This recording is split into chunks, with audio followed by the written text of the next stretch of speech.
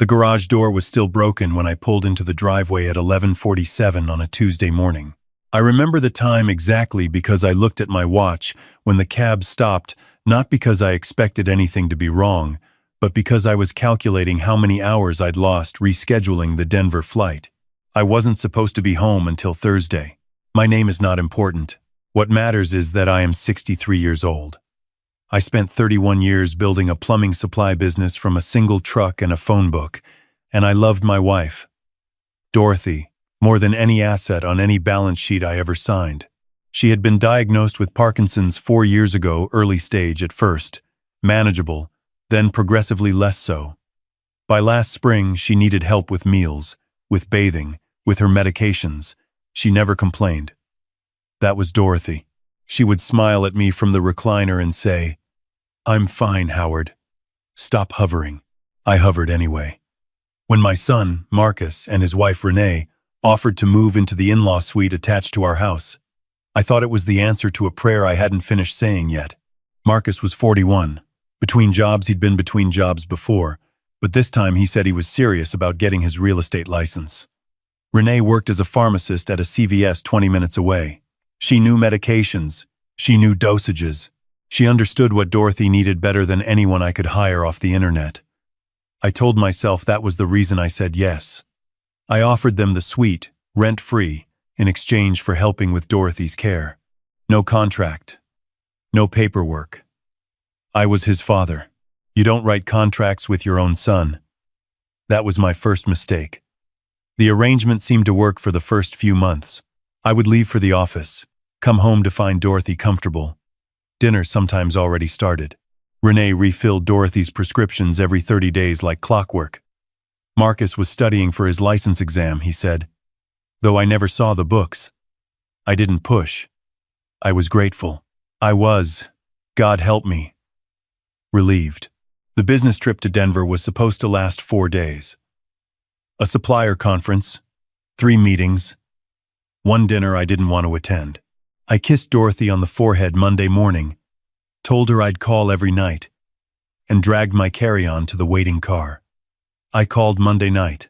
Renee answered Dorothy's phone and told us Savannah, Savannah, Savannah, Savannah, Savannah, Savannah, Savannah, Savannah, Savannah, Savannah. Renee answered again, resting. Fine. Don't worry, Howard.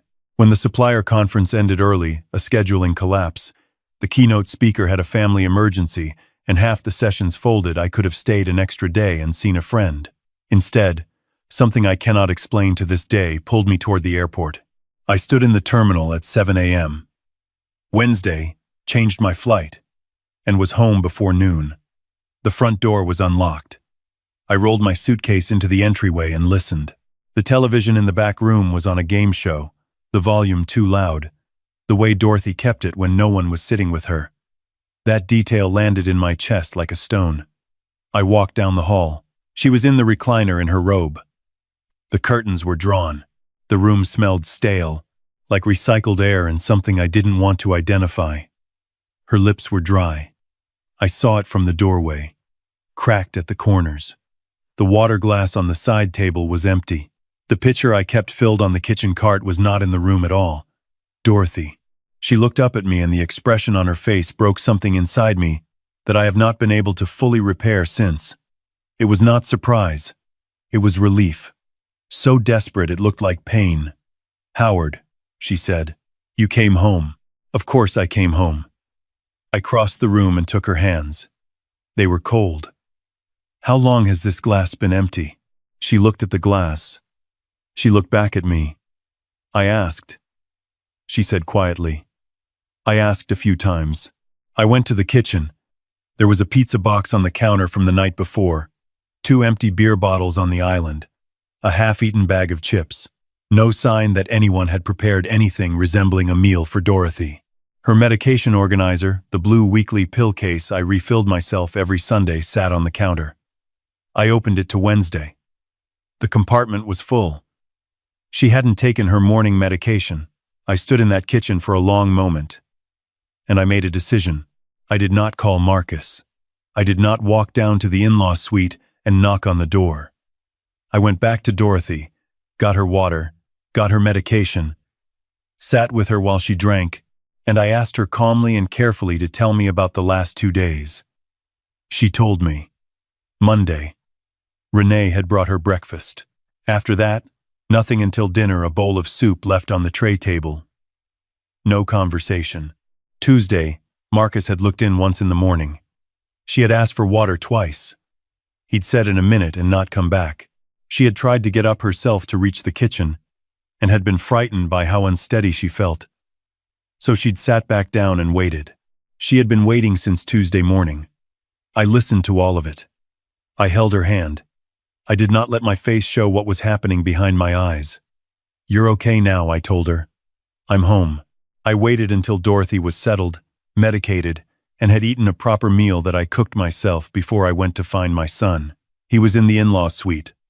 On the couch, laptop open to something that was not a real estate exam study guide.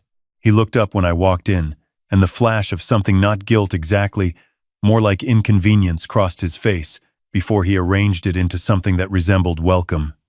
"Dad, you're back early." "I am," I said. "How was Denver?" "Conference ended early." I looked around the suite. It was not messy exactly, but it was comfortable in a way that suggested no urgency had visited it recently. "Where's Renee?" "Work." Her afternoon shift started at 2. I looked at him for a moment. He was my son. I had coached his little league team. I had sat outside emergency rooms with him twice, once for a broken wrist, once for stitches above his eye from a bicycle fall. I had driven 14 hours round trip to help him move out of an apartment when his first marriage fell apart. I knew the shape of his face better than I knew my own. I said, "Your mother hasn't had water since yesterday morning." Something moved across his face. "She didn't tell me." "She asked you." "Twice."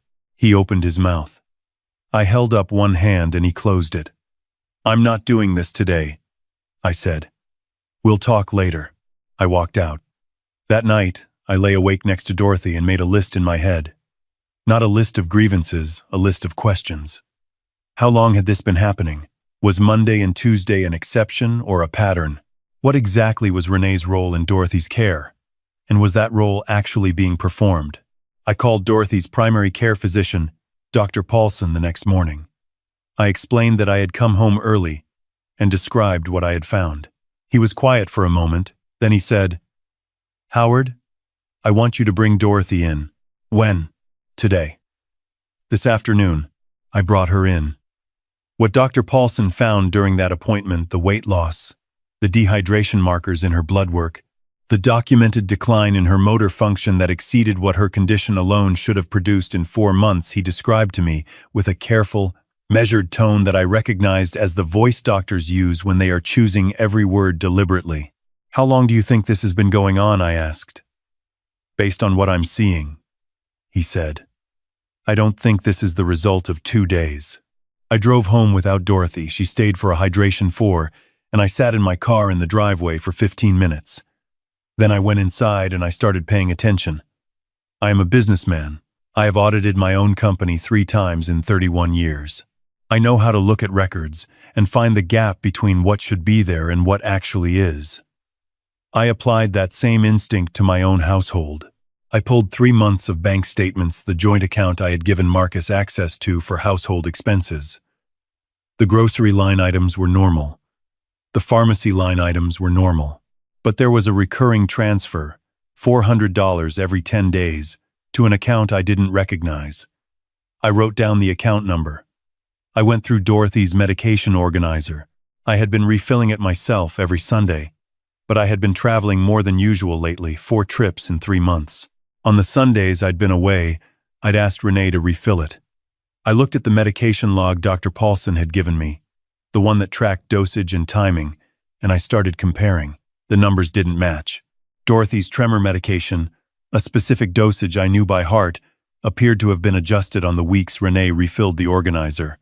Not drastically, subtly. The kind of subtle that a pharmacist would know how to manage, and a husband who trusted his son's wife would not notice. I am not a doctor. I want to be clear about that. I am not qualified to interpret what I found, but I knew enough to be frightened, and I knew enough to do what I did next. I called a lawyer, not a family lawyer, a civil litigation attorney named Patricia Chen, who had handled a contract dispute for my business 6 years earlier and who I trusted completely. I described what I had found: the financial transfers, the medication discrepancies, the condition I'd found Dorothy in, and I asked her what my options were. She was quiet long enough that I thought the call had dropped. Then she said, "Howard, you need to talk to Adult Protective Services today, and you need to stop touching anything in that house." "They're living here," I said. "I know. That's why you need to act carefully, and you need to act fast." I spent the next 3 weeks acting carefully and acting fast. I did not confront Marcus or Renee. I did not change my behavior at home by a single visible degree. I had dinner with them twice that week. I asked Marcus how the exam prep was going. I asked Renee about her shift. I watched them watch me, and I saw nothing that told me they suspected anything. Because they believed. The way people who have been getting away with something always eventually believe that they were smarter than the person they were taking advantage of. Meanwhile, I had a private investigator reviewing the financial transfers. Patricia was working with APS on the documentation. Dr. Paulson had filed an independent medical report, and I had quietly, with Dorothy's full knowledge and consent, she was angry in a way I had never seen in 38 years of marriage, a cold, quiet anger. I loved her, for I had quietly moved her to a proper care facility for a short respite stay, while I recovered from the stress of the trip. Marcus said he thought that was probably a good idea.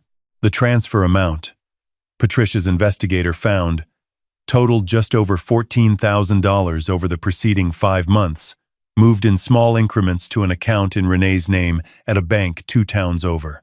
The medication adjustment, reviewed by a pharmacist Patricia, retained independently, was consistent with reducing the efficacy of Dorothy's tremor medication without eliminating it entirely, enough to accelerate her functional decline, not enough to raise immediate alarm. A registered pharmacist. My son's wife. The person I had trusted with the most important thing in my life, because I had told myself that professional credentials were the same as trustworthy character. I have thought about that assumption many times since. On the Thursday of the 4th week, Marcus and Renee came home from wherever they had been to find 3 cars in the driveway that did not belong to me. Patricia was there. An APS investigator was there.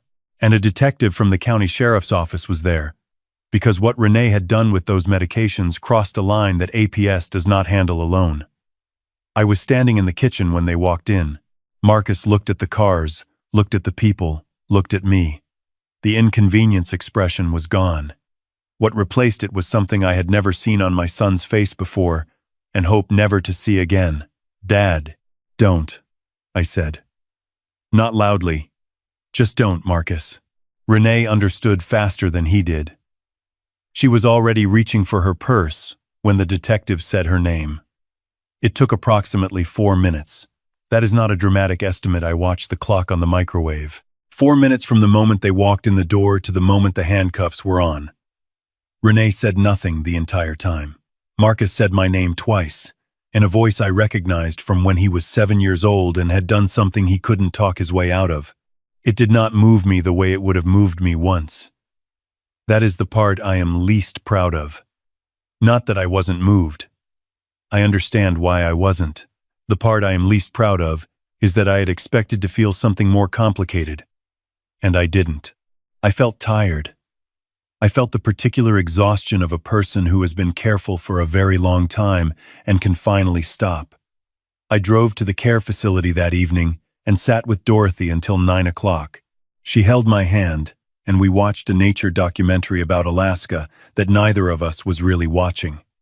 When I got up to leave, she held my hand a moment longer. "Is it done?" she asked. "It's done." She nodded. "Good," she said. "Now come home early more often." I sold the in-law suite. Technically, I renovated it back into attached square footage and relisted the house 6 months later. We bought a smaller place, single story. No suite, no extra rooms. A yard Dorothy could see from the sunroom. A neighborhood where the neighbors wave. Renee faces charges for financial exploitation of an at-risk adult and for the medication interference, which the DA's office is pursuing as a separate count. Marcus, who did not administer anything himself but knew and said nothing and benefited from the transferred funds, is facing his own charges. Their attorney has been very busy. Mine is cautiously optimistic. I get asked sometimes by friends, by the one cousin who calls every few months, by Dr. Paulson once, in a roundabout way, whether I blame myself for not seeing it sooner, for trusting too easily, for building the arrangement that made it possible. I have thought about it enough to have an answer now. I think trust is not the problem. I think the problem is what happens when we confuse trust with verification and tell ourselves that love makes the second one unnecessary. I trusted Marcus because he was my son, and I wanted to believe that the boy I had raised would not be capable of what he turned out to be capable of. That want is human. The mistake was letting it replace judgment entirely. I am not sure I would undo the trust. I am certain I would add the verification. Dorothy had a good winter. Her medication, properly managed again, stabilized her function in a way Dr. Paulson said he was genuinely encouraged by. She started a small watercolor class at the community center on Thursdays. She had painted when she was young and had given it up somewhere in the middle of raising children and keeping a household and being the kind of wife I did not deserve and was lucky enough to have anyway. Last Thursday I picked her up from the class and she showed me what she'd painted. A view of a lake, early morning, with pine trees on the far bank and the water completely still. "It's not finished," she told me. "It looks finished to me," I said. She looked at it for a moment. "No," she said. "There's supposed to be a boat. I just haven't put it in yet." I asked her where the boat was going. She smiled at me, the real one. The one that still, after 38 years, lands somewhere in my chest like it did the first time. "Somewhere quiet," she said. "Somewhere nobody needs anything from us." I am 63 years old. I built something from nothing and watched it become something real. I made the mistake of assuming that the people closest to me were what I needed them to be rather than what they actually were. I came home early one Tuesday and found out the difference. I do not regret the Tuesday. I only regret it took a canceled flight to make me pay attention to what had always been there to see. If you are caring for someone who depends on you, or if someone you love is in the care of another, do not make the arrangement and walk away. Check. Verify. Come home early sometimes, without telling anyone you are coming. You may find everything exactly as it should be. But if you don't, you will be glad you looked. One thing I keep asking myself, and I want to ask you too, could you have forgiven him? Marcus was my son. He sat at my table for 41 years. He was there when I buried my father. He called me on my birthday every year without fail. Until the year he didn't. I don't have a clean answer. I don't think one exists. What I have is Dorothy. In a sunroom, painting a lake with a boat that isn't there yet. That's enough. That is more than enough.